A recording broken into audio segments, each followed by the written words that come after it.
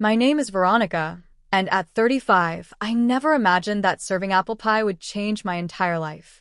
That Christmas Eve, as I placed my homemade dessert on the dining table in my parents' mansion, my sister Bethany grabbed it and threw it on the floor, calling it dog food. My mother's cruel laughter filled the room while my father smirked and my brother filmed everything for social media. Standing there trembling, I had no idea this humiliation would become the catalyst for their complete downfall. Before I share how I went from being the family joke to owning the very mansion they were evicted from, I'd love to know where you're watching from today. If you've ever been underestimated by your own family, hit that like button and subscribe to hear how sweet revenge can truly be. Trust me, what happened next will show you that sometimes the best dessert isn't served on a plate, but served cold as justice. Let's dive into this incredible journey of betrayal, survival, and ultimate triumph. Growing up in the Morrison family meant living in a sprawling estate in Connecticut, surrounded by wealth and prestige. Yet for me, it felt more like a beautifully decorated prison. My father, William Morrison, had built his real estate empire from the ground up, or so he claimed, and at 65, he ruled our family with the same iron fist he used in his business dealings.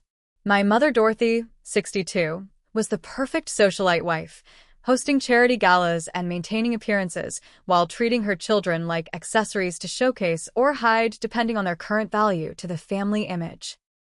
My older sister Bethany, at 38, was everything my parents wanted in a daughter. She'd graduated from Yale Law, married Jonathan, an investment banker who came from old money, and lived in a penthouse overlooking Central Park. Every family gathering became a celebration of Bethany's latest achievement, whether it was winning a high-profile case or being featured in some legal magazine. She carried herself with the kind of confidence that comes from never having to question your place in the world, and she wielded her favored status like a weapon against those she deemed beneath her, which unfortunately included me. Then there was Christopher, my younger brother at 33, who despite being a serial failure in business, somehow maintained his golden child status simply by virtue of being male and carrying on the Morrison name. He'd burned through 3 trust fund advances trying to launch various ventures, from a failed cryptocurrency startup to an app that nobody wanted, yet my parents continued to coddle him, calling him an entrepreneur and visionary. He lived in the pool house on the family property, claiming he was between opportunities while spending his days playing video games and his nights partying with his equally directionless friends. As for me, I was the anomaly, the child who didn't fit the Morrison mold. While my siblings pursued careers that looked impressive on paper, I followed my heart to culinary school, specializing in pastry. My parents were mortified when I took a job at a small bakery in town instead of pursuing what they considered a real career.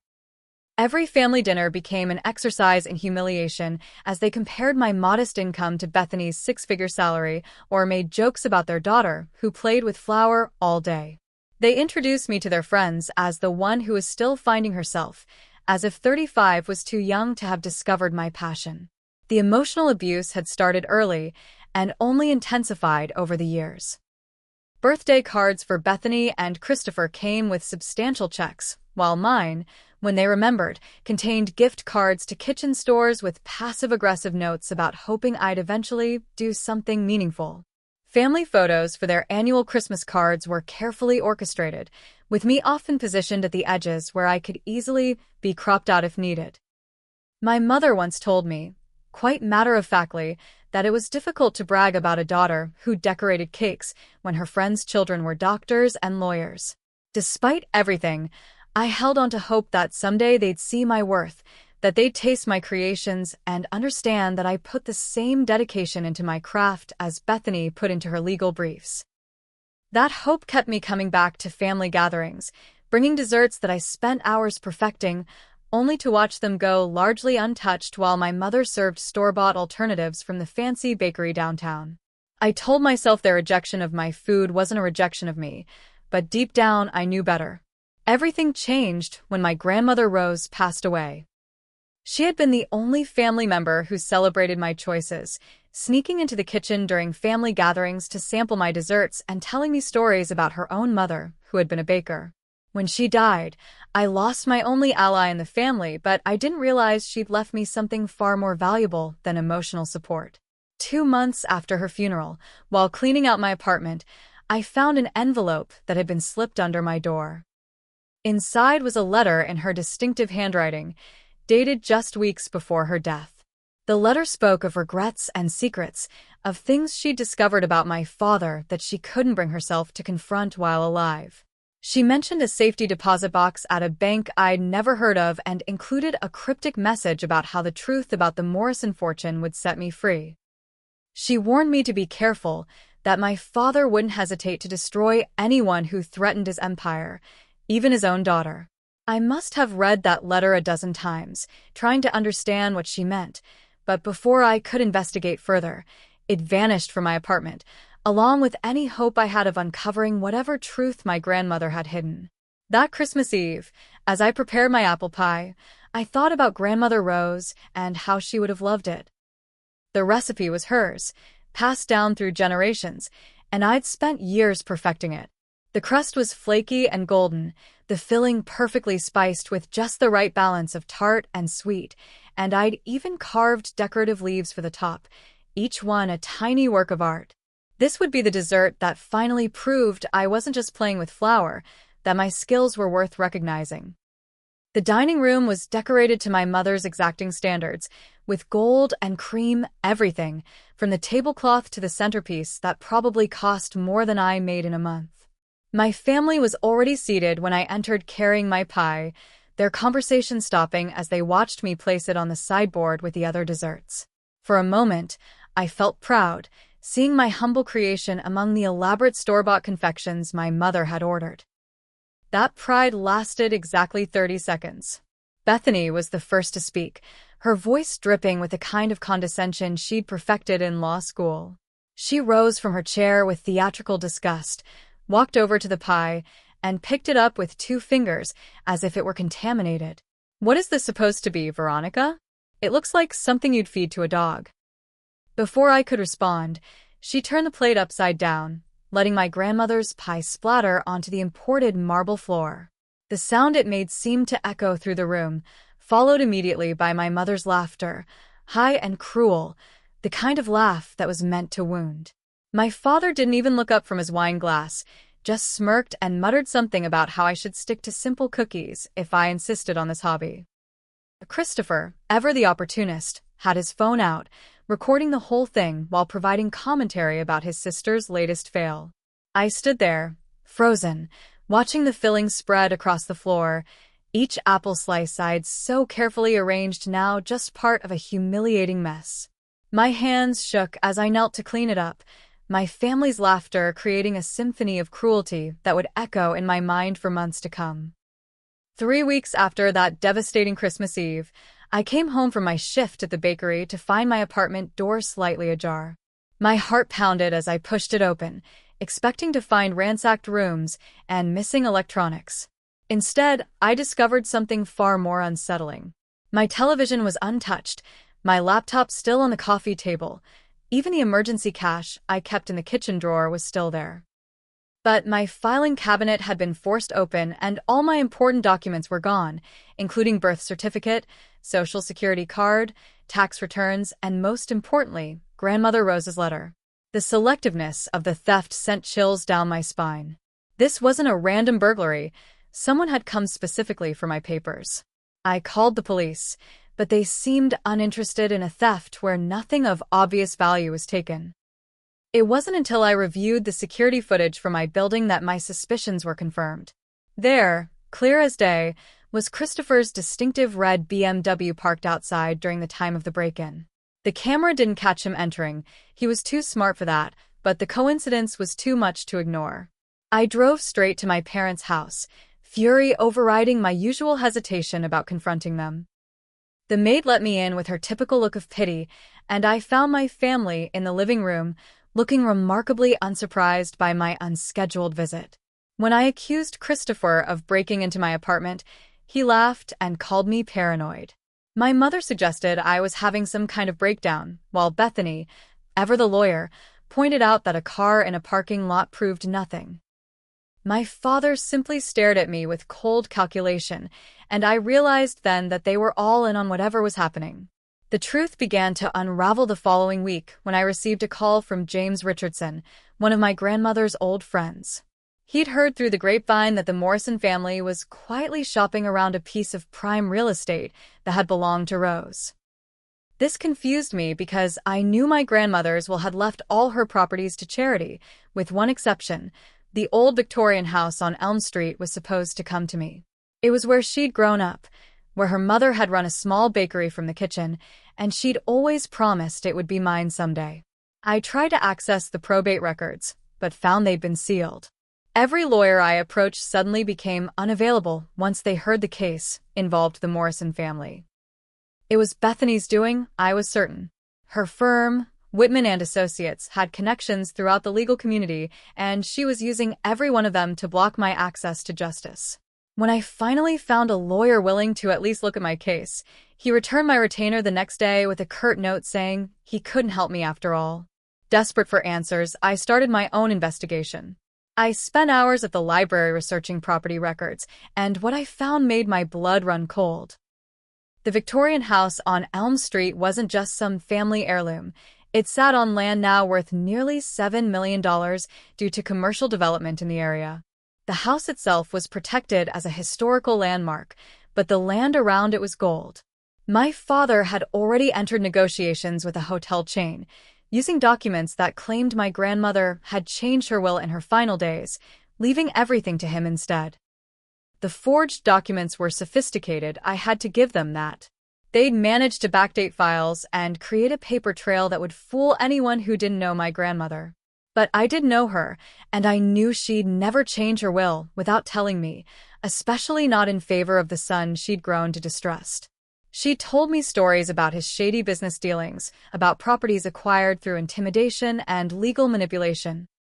Now I understood why she'd been so secretive about the safety deposit box. My job at the bakery had been my one constant, the place where I could lose myself in the rhythm of kneading dough and the precision of decorating. But even that sanctuary was stolen from me. My boss, Angela, called me into her office with tears in her eyes, explaining that she'd received multiple health department complaints about me.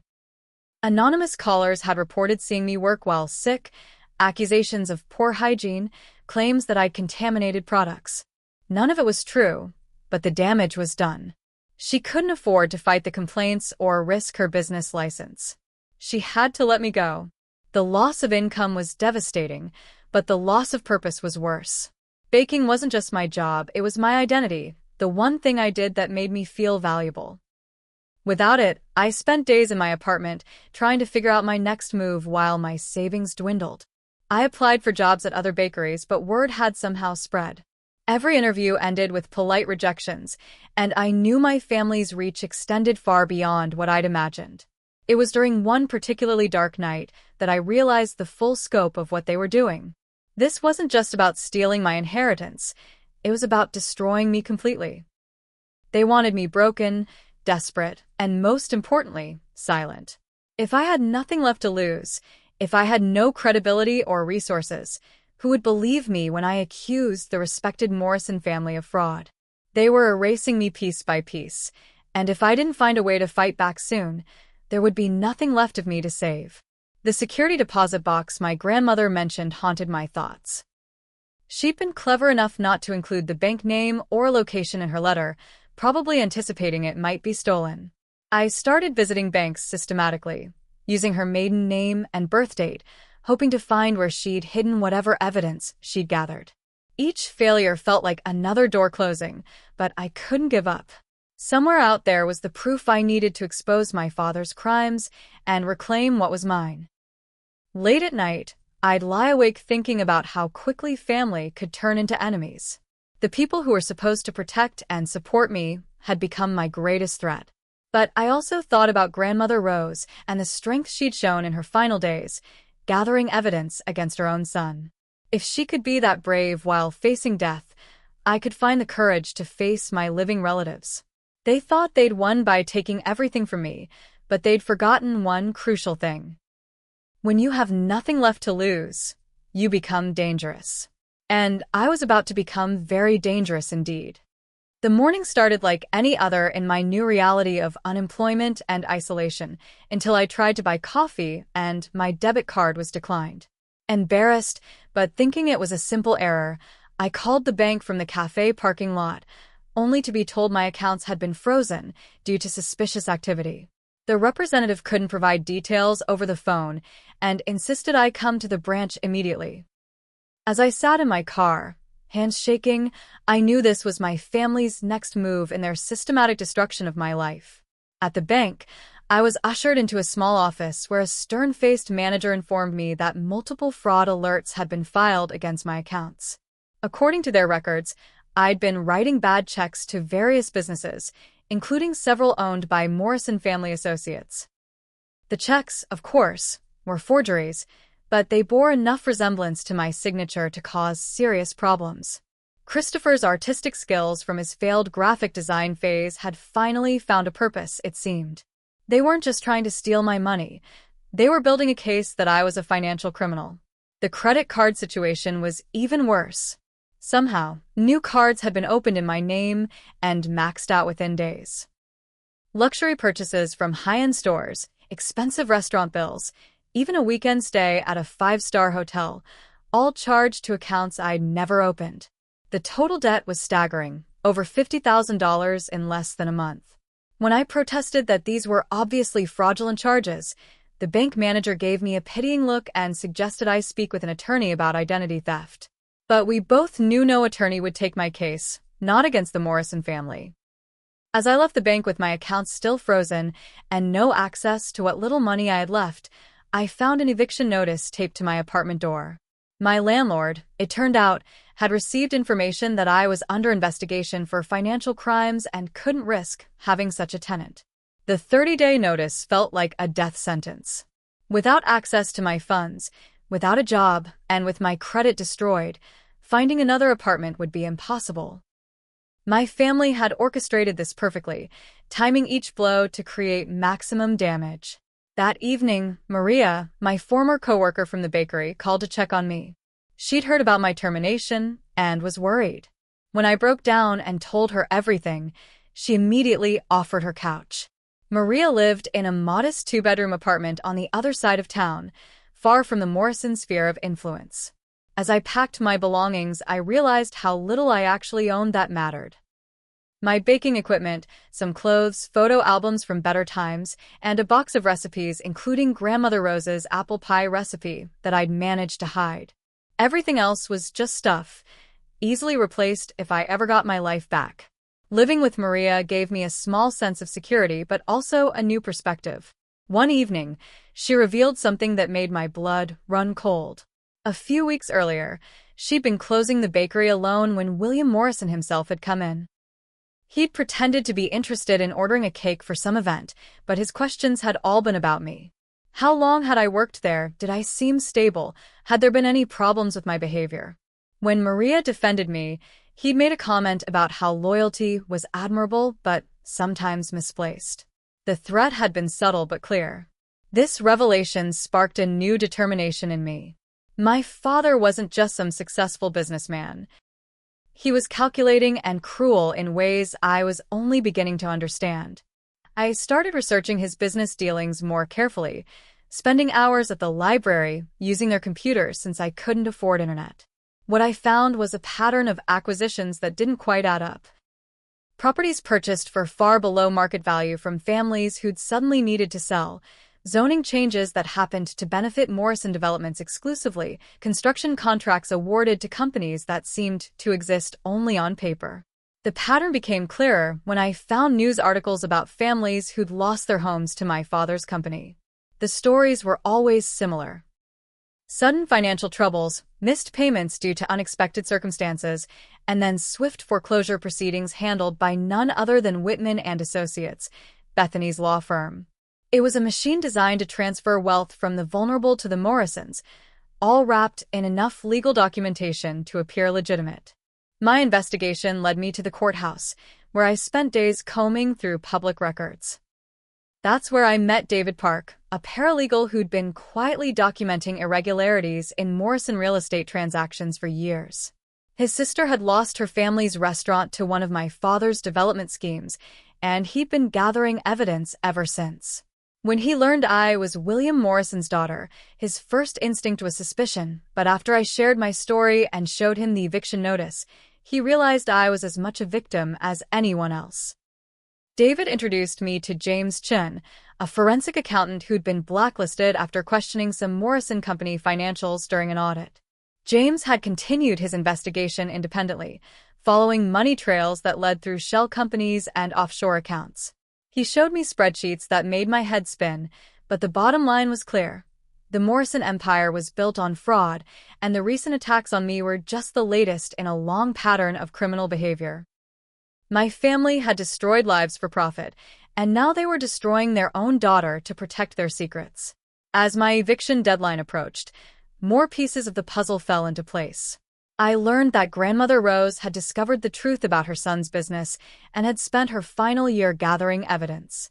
She'd hired a private investigator, collected documents, and recorded conversations. The safety deposit box wasn't just about my inheritance. It contained enough evidence to bring down the entire Morrison criminal enterprise. No wonder they were so desperate to make sure I never found it. The stress of being hunted by my own family while trying to investigate their crimes was taking its toll. I barely slept, jumping at every sound, constantly looking over my shoulder. Maria did her best to support me, but I could see the strain on her too. She was risking her own safety by harboring me, and we both knew it. My family had made it clear that anyone who helped me would suffer consequences, yet she stood by me anyway, a kindness I'd rarely experienced from blood relatives. One night, as I lay on Maria's couch staring at the ceiling, I realized something had fundamentally changed in me. The girl who'd brought apple pie to Christmas dinner hoping for approval was gone. In her place was someone harder, someone who understood that family could be your greatest enemy and that survival sometimes meant becoming what they never expected you to be. They'd stolen my inheritance, destroyed my career, and ruined my finances, but they'd also freed me from the illusion that they'd ever loved me. And that freedom, painful as it was, would be the key to their downfall. 2 weeks before my eviction was final, Maria and I were having morning coffee when her doorbell rang. Through the peephole, we saw 2 police officers and a woman in a suit holding official-looking papers. My heart sank as I recognized the setup. This was Bethany's handiwork, using her legal connections to orchestrate something far worse than financial ruin. When Maria opened the door, the woman introduced herself as Dr. Patricia Hoffman from the county psychiatric services, and she was there with an involuntary psychiatric hold order for me. The documents claimed I'd made threats against my family members, that I'd been stalking them, and that I showed signs of severe paranoid delusions. Bethany had filed an affidavit stating I'd called her office multiple times, making incoherent accusations about conspiracies and inheritance theft. Christopher provided sworn testimony that I'd been seen outside the family home at odd hours, taking photos and behaving erratically. Even my mother had contributed, claiming I'd sent her threatening letters. All lies, but crafted with enough legal precision to be temporarily believable. Dr. Hoffman explained in a patronizing tone that this was for my own good, that my family was concerned about my mental health and wanted to ensure I got the help I needed. The officers stood ready to enforce the order if I resisted. For a moment, I felt the walls closing in, understanding that once they took me, my family would have won completely. Who would believe the accusations of a woman who'd been institutionalized? But Maria, brave Maria, stepped forward and asked to see the documentation more closely, buying me precious seconds to think. While Maria stalled by questioning the validity of the signatures and asking about proper procedures, I slipped out the back door. I could hear Dr. Hoffman growing impatient, insisting they had the right to enter and search for me. My hands shook as I climbed over the fence into the neighbor's yard, my mind racing with the realization that I was now technically a fugitive. The system my family had manipulated so expertly had turned me into exactly what they'd painted me as, a desperate woman on the run. I made it 3 blocks before I heard the sirens. Ducking into an alley, I called the only person I could think of who might help. David Park, the paralegal I'd met at the courthouse. He answered on the second ring, and when I explained my situation in panicked whispers, he didn't hesitate. He gave me an address to a safe house his sister owned, a small apartment above the restaurant my father had stolen from them. The irony wasn't lost on either of us. As I made my way there, keeping to side streets and avoiding cameras, I realized I'd entered a new phase of existence, one where my own family had made me an enemy of the state. The safe house was sparse but secure, and David's sister, Linda, welcomed me without questions. She understood what it was like to be targeted by the Morrisons.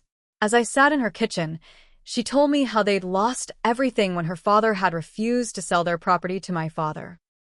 Health inspectors had suddenly found violations that hadn't existed before. Their business loans were mysteriously called in early, and finally, a fire that investigators ruled accidental had destroyed their kitchen. The insurance company, citing those health violations, had refused to pay. Within 6 months, they'd lost a restaurant that had been in their family for 30 years. That night, David brought James Chun to meet with me. The forensic accountant had news that both terrified and exhilarated me. He'd managed to trace some of the Morrison Company transactions to a specific bank, First National Trust, where several suspicious accounts were held. More importantly, his research suggested this was the same bank where my grandmother had done her personal banking in her final years. If she'd hidden a safety deposit box anywhere, this was the most likely place. But accessing it would be nearly impossible now that I was a wanted woman. Over the next few days, we developed a plan. David used his legal knowledge to find loopholes in the psychiatric hold order, discovering that Dr. Hoffman wasn't properly licensed in our state and that several procedural requirements hadn't been met. It wouldn't invalidate the order immediately, but it gave us ammunition to fight back. Meanwhile, James worked on documenting the financial crimes, creating a paper trail that even Bethany's legal expertise couldn't explain away. But we all knew that without the contents of that safety deposit box, we were fighting an uphill battle. The private investigator my father had hired was good, I had to admit. Twice, I spotted him near the safe house and had to relocate. Linda's network of friends, all people who'd been wronged by the Morrisons in various ways, became my underground railroad. I moved between safe houses, never staying more than a few nights in one place. Each move meant new risks, new people who were putting themselves in danger to help me. The guilt was overwhelming, but their stories of loss at my family's hands reminded me why this fight mattered. During one of these moves, I ended up staying with Catherine Walsh, a former FBI agent who'd been forced into early retirement after investigating Morrison Company connections to money laundering. She'd gotten too close to the truth and suddenly found herself under investigation for procedural violations that were either fabricated or grossly exaggerated. Her career destroyed. She'd spent the years since working as a private investigator, keeping tabs on my father's operations. When she learned who I was, she smiled grimly and said she'd been waiting for someone on the inside to finally break ranks. Catherine had resources the others didn't, including contacts still active in law enforcement who weren't in the Morrison pocket. Through them, she learned that my family was growing desperate. The psychiatric hold order had failed to bring me in, and their lawyers were running out of legal maneuvers. Worse for them, whispers were starting to circulate about the family's tactics. Some of their society friends were beginning to distance themselves, sensing that something unsavory was happening. My father's business associates were asking uncomfortable questions about delayed projects and missing funds. The irony of my situation wasn't lost on me. My family had tried to paint me as delusional and dangerous, but in doing so, they'd forced me to become exactly the kind of threat they'd imagined. Every safe house I stayed in, I gathered more evidence. Every person who helped me had a story about Morrison crimes. I was building an army of the wounded, all of us bound together by our desire to see justice done. They tried to isolate me, but instead, they'd connected me to a network of people who understood exactly what kind of monsters my family really were. One evening, while reviewing documents with Catherine, she asked me a question that stopped me cold. Did I realize, she wondered, that everything my family was doing to me, they'd learned from years of practice on strangers? The false allegations, the financial manipulation, the legal maneuvering, it was all standard Morrison procedure, just turned inward. The only difference was that I was harder to destroy because I knew their faces, their habits, their weaknesses. I was the first victim who could fight back with inside knowledge, and that terrified them. As Christmas approached again, nearly a year after that horrible eve when my pie had been destroyed, I thought about how much had changed. I was technically homeless, legally pursued, and financially ruined, yet I felt more powerful than I ever had sitting at their table. They'd stripped away everything external, but in doing so, they'd revealed a strength I didn't know I possessed. The girl who'd sought their approval was gone, replaced by a woman who understood that sometimes the only way to stop a monster was to become something they couldn't predict or control. And I was about to become their worst nightmare. The breakthrough came from an unexpected source. While going through old photos at one of the safe houses, I found a picture of Grandmother Rose at her 85th birthday party. In the background, barely visible, was a bank calendar hanging on her kitchen wall. Zooming in on Linda's computer, I could make out the logo, First National Trust, just as James had suspected. But more importantly, I could see she'd circled a date with the notation SDB renewal. Safety deposit box. The date was 3 months before her death, which meant the box should still be active. Catherine used her connections to verify that Rose Morrison indeed had a box at that branch, registered under her maiden name, Rose Fitzgerald. The challenge was accessing it. I had no key, no official authorization, and I was currently wanted for psychiatric evaluation. But David discovered something crucial in probate law. As a named beneficiary in the original will, I had the right to inventory estate assets that might have been overlooked. It was a thin legal protection, but it might be enough if we moved quickly. The plan required precise timing and considerable risk. David would file an emergency motion with the probate court, citing irregularities in the estate settlement. While my family's lawyers scrambled to respond, we'd have a narrow window where a judge might grant temporary access to investigate potential assets. Catherine would escort me as my security, James would document everything, and Linda would be our getaway driver. It was dangerous, possibly foolish, but it was our only shot at finding what Grandmother Rose had hidden. The morning of our attempt, I dressed in Maria's most conservative outfit and wore glasses I didn't need, trying to look like someone who wasn't currently evading a psychiatric hold. My hands shook as we entered the bank, but Catherine's steady presence kept me focused. When I presented the court order to the bank manager, I held my breath, expecting security to descend at any moment. Instead, after several phone calls and consultations, he led us to the vault. Box 1247 was waiting, just as Grandmother Rose had planned. Inside that small metal box was vindication beyond my wildest hopes. There were property deeds showing the original ownership of dozens of parcels my father had acquired, each with corresponding documents showing how the families had been pressured or tricked into selling. Bank statements revealed offshore accounts and money transfers that traced directly back to Morrison companies. There were photographs of my father meeting with known criminals, USB drives that James later confirmed contained recorded conversations about bribing city officials and judges. But most damning of all was a handwritten ledger in my father's distinctive scrawl, detailing every illegal transaction, every family destroyed, every official corrupted. Grandmother Rose had also left me a personal letter, separate from the evidence. In it, she explained how she'd discovered the truth about her son, how she'd hired investigators and spent her final years documenting his crimes. She apologized for not having the courage to confront him while alive, for allowing his evil to flourish under her roof. But she'd done what she could to ensure justice would eventually come, trusting that I, the grandchild he dismissed and despised, would be the one to bring him down. She'd seen strength in me that I hadn't seen in myself. We copied everything before returning the originals to the box, knowing my family would try to claim we'd tampered with evidence. Catherine had brought a notary to witness and timestamp every document. Within hours, James had the financial records uploaded to secure servers with multiple backups. David began preparing the legal framework to present our evidence. But we knew my family wouldn't take this quietly. The real war was about to begin. The counterattack came swiftly. Bethany filed injunctions trying to block us from using the documents, claiming attorney-client privilege and privacy violations. Christopher started a social media campaign painting me as a mentally unstable woman who'd fabricated evidence against her successful family out of jealousy.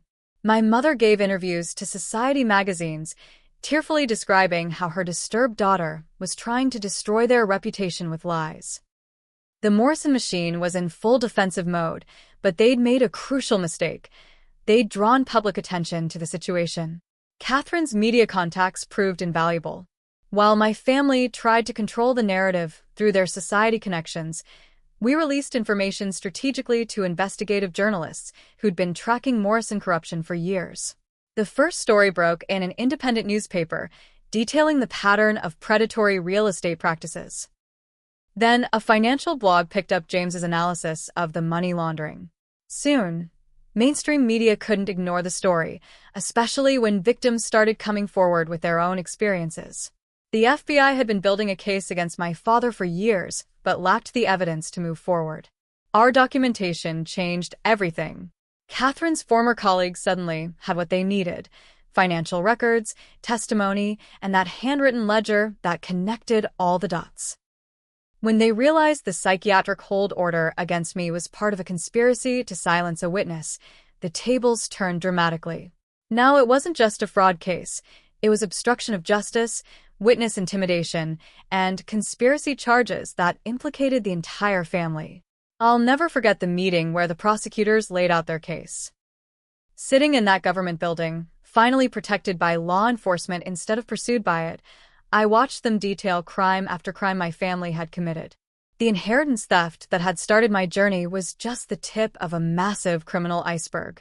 They'd stolen millions from dozens of families, destroyed businesses, bribed officials, and laundered money through international channels. Bethany's law firm had facilitated much of it, while Christopher's failed businesses had served as fronts for moving illegal funds. The public pressure mounted as more stories emerged.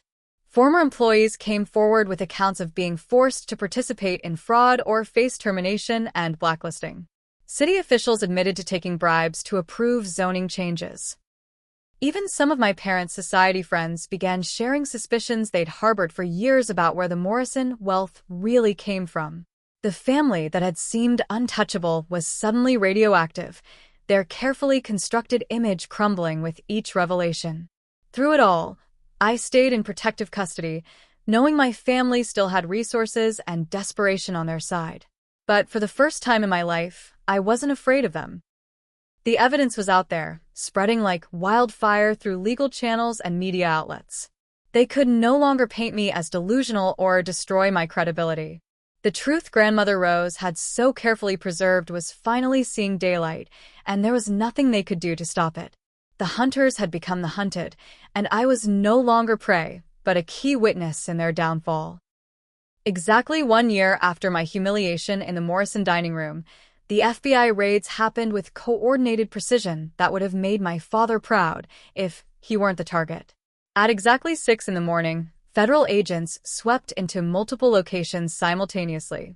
I watched from a secure location as news helicopters captured the scene at my father's office building, where agents carried out box after box of evidence. The mighty William Morrison, who'd ruled his empire with an iron fist, was let out in handcuffs, his expensive suit no armor against federal charges.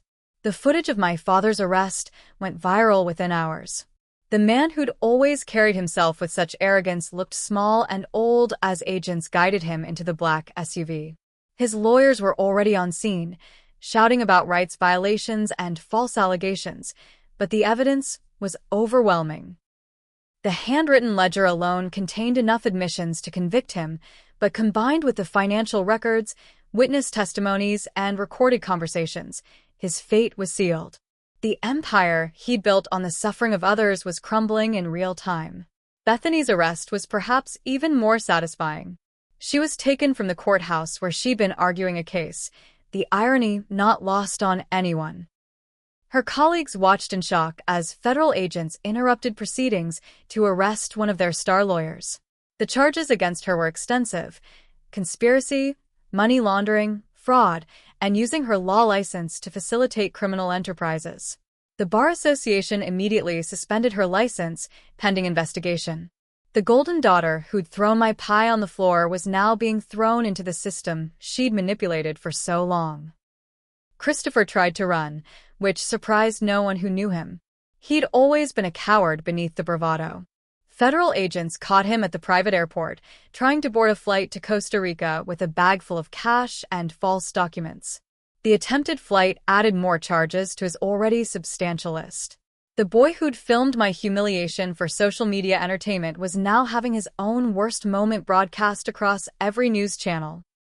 His carefully crafted image as a misunderstood entrepreneur was replaced with a reality, a criminal who'd helped launder millions through fake businesses. My mother's situation was more complex. Dorothy Morrison had always played the role of the innocent socialite, claiming ignorance of her husband's business dealings. But the investigation revealed she'd been integral to the money laundering operation, using her charity foundations to move dirty money. She wasn't arrested immediately like the others, but was brought in for questioning. When agents searched the mansion, they found documents she'd sworn didn't exist, including records of offshore accounts in her name. The society matron who'd laughed at my dessert was about to learn what real humiliation felt like. The media frenzy was intense. Every news outlet wanted the story of the Morrison crime family's downfall. Journalists who'd been blocked by Morrison lawyers for years suddenly had free rein to investigate. The stories that emerged painted a picture of systematic criminality spanning decades. My family hadn't just stolen from a few people. They'd built an entire system designed to transfer wealth from working families to themselves. The public outrage was immediate and fierce. As the lead witness for the prosecution, I spent weeks in preparation with federal attorneys. They walked me through every piece of evidence, every testimony I'd need to give. It was exhausting, reliving the pain and betrayal, but also cathartic. Each document I authenticated, each crime I explained, felt like reclaiming a piece of myself that my family had tried to destroy. The prosecutors were impressed by the thoroughness of Grandmother Rose's documentation and my own investigation. Together, we'd built an airtight case. The trial began in late autumn, with media attention that rivaled any celebrity scandal. I testified for 3 days, detailing not just the crimes against me but the pattern of abuse that had allowed such corruption to flourish. I spoke about the Christmas Eve humiliation, the systematic destruction of my life, the psychiatric hold meant to silence me. But I also spoke about the victims I'd met, the families destroyed, the lives ruined for profit. My voice was steady as I looked at my family in their defendants' chairs, seeing them for what they truly were, criminals who'd hidden behind wealth and respectability. Bethany tried to maintain her lawyer's composure, but I saw her facade crack when I presented evidence of how she'd specifically targeted elderly homeowners, using legal loopholes to force them from their homes. Christopher couldn't meet my eyes as I described finding evidence of his involvement in the identity theft that destroyed my credit. My mother wept, but they were tears of self-pity, not remorse, as I detailed how she'd used charity events to launder money while real charitable causes suffered. The prosecution presented victim after victim, each with their own story of Morrison destruction. Linda and her family testified about losing their restaurant. Catherine Walsh explained how her FBI career had been destroyed for getting too close to the truth. James Chin detailed the financial crimes he'd uncovered, showing charts and graphs that made the jury's eyes widen. David Park presented the legal framework that had allowed such systematic theft to occur. The Morrisons had created so many enemies that the prosecution had to limit witnesses for time. Throughout it all, my father maintained his arrogance, occasionally smirking as if this were all a minor inconvenience. But his confidence evaporated when the prosecution played recordings from Grandmother Rose's USB drives. His own voice, captured in secret by his dying mother, detailed bribes, threats, and criminal plans. He could deny written records, claim ignorance of subordinates' actions, but he couldn't deny his own words. The jury saw him for what he was. A man who destroyed lives without conscience, who'd corrupted systems meant to protect people, who'd even turned on his own daughter to protect his crimes. The verdict came just before Christmas, guilty on all counts for all defendants. William Morrison received 25 years for racketeering, fraud, money laundering, and conspiracy. At his age, it was effectively a life sentence. Bethany got 15 years and permanent disbarment. Christopher received 10 years for his role in the financial crimes and identity theft. Dorothy, despite her tears and claims of ignorance, got 7 years for money laundering through her charities. The Morrison crime family was finished, and justice, delayed but not denied, had finally come. The mansion where I'd been humiliated stood empty now, seized by the government along with all Morrison assets. As part of victim restitution, the courts had awarded me the house along with a substantial settlement for the crimes committed against me. I stood in the dining room where my pie had been destroyed, where my family's laughter had echoed with such cruelty. The space felt different now, smaller somehow, stripped of the power it had once held over me. This house had been a symbol of their dominance, but now it would become something else entirely. I'd given considerable thought to what to do with this place. Selling it would have been easy, would have given me enough money to start fresh anywhere. But I'd met too many Morrison victims who'd lost everything and had nowhere to turn. That's when the idea came to me: transform this monument to greed into a sanctuary for those recovering from financial abuse. The Morrison Mansion would become the Rose House, named for my grandmother, a transitional living facility for families rebuilding their lives after predatory lending, fraud, or financial manipulation. The renovation took months, but it was deeply satisfying work. The ostentatious decorations my mother had loved were donated to charity auctions, the proceeds going to victim funds. The cold formal rooms were transformed into warm communal spaces. My mother's sitting room became a children's playroom. My father's study, where he'd planned so many crimes, was converted into a resource center where residents could receive financial counseling and legal aid. The dining room where my humiliation had occurred became a community kitchen where families cooked and ate together, supporting each other through recovery. My inheritance from Grandmother Rose, finally rightfully mine, funded much of the transformation. But the community support was overwhelming. Contractors who'd been cheated by Morrison companies volunteered their labor. Linda's family provided equipment from their new restaurant. Catherine Walsh set up a security system to ensure residents' safety. James Chan offered free financial planning workshops. David Park coordinated pro bono legal services.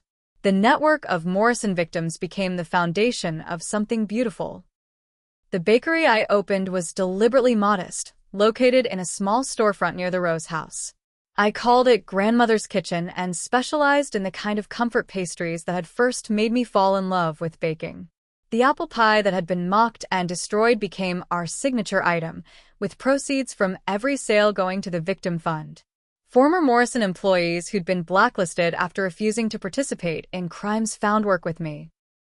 We built a business based on honesty and community, the antithesis of everything my family had represented. Maria became my business partner and closest friend, her loyalty during my darkest days forging a bond stronger than blood. She managed the front of house while I worked my magic in the kitchen. Together, we created a warm space where people felt welcomed and valued. Many of our customers were Rose House residents or Morrison victims who came not just for the pastries but for the sense of belonging. We'd all been broken by the same machine, but we were healing together. 6 months after opening, Grandmother's Kitchen was featured in a national magazine story about businesses that give back to their communities. The article mentioned our history, how the owner was the daughter who'd brought down a criminal empire with the help of her grandmother's evidence. Orders poured in from across the country, people wanting to support our mission. We expanded carefully, never forgetting that our purpose was more than profit. Every success was shared with those still rebuilding their lives. The letters from former Morrison victims touched me deeply. Families who'd recovered their homes thanks to the evidence we'd provided. Small business owners who'd received compensation for properties stolen decades ago. Elderly people who'd gotten their life savings back from frozen accounts. Each letter reminded me that justice, while delayed, had touched hundreds of lives. My family had caused immeasurable pain, but their downfall had brought relief to so many. I visited them once, separately, in their respective facilities. My father, confined to a federal prison in Illinois, refused to see me. Bethany, serving her time in a minimum security facility, met with me briefly, but spent the entire time insisting she'd been wrongly convicted. Christopher, always the coward, broke down crying and begged for my help in reducing his sentence. Only my mother showed any genuine emotion, admitting she'd known what they were doing was wrong but had been too afraid of losing her lifestyle to speak up. I left those visits with closure, but no desire to repeat them. They were my past. I had a different future to build. On Christmas Eve, exactly 2 years after that horrible night, the Rose House hosted its first holiday dinner. The dining room that had witnessed my humiliation was filled with families who understood what it meant to be betrayed by those with power. Children played, where my mother had once held court. Laughter, genuine and warm, replaced the cold mockery I remembered. As I served my grandmother's apple pie to grateful guests, I realized this was the family I'd always wanted. Chosen, not born, united by survival and hope rather than blood and greed. Catherine Walsh, now running a nonprofit investigating financial crimes, raised a toast that evening. She spoke about how darkness sometimes serves to reveal light, how the Morrison crimes had led to reforms in financial oversight and stronger protections for vulnerable homeowners.